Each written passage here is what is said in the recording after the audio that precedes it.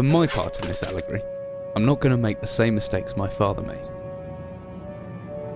Howard vanished from my mother's life before I was even in it, so when he sent me a letter a few days after Mum's funeral, it was the first I'd ever heard from him. Pity he was dead.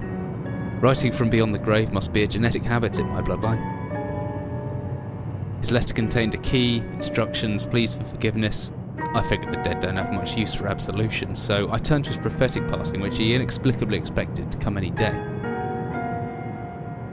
Clearly averse to explanations, my father preferred to leave directions to a bank on Mayfair I'd never even heard of. In that bank was a safety deposit box in his name, and myself as executor. Of course, I went, as he knew I would.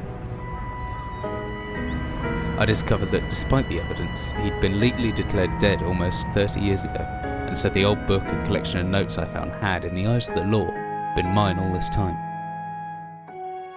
My father's instructions were to burn the documents, raise no further questions. But that was his error. No man's immune to the shameful trappings of curiosity, and my humanity got the better of me. The university I taught at was world-renowned for two things: physics and linguistics.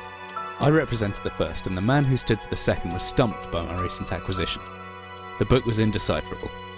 The notes, however, showed a location somewhere in uninhabited northern Greenland. It took me almost a year to book the last flight I'd ever take. As I watched civilization disappear along with Heathrow, I realised my father had disappeared 3 decades ago, almost to the day, and I considered in turn what it was that I was leaving behind. We landed on a strip of ice a few feet wide, and within minutes I was pulling away on a chartered boat, and beginning the 12-hour journey that would lead me into my past.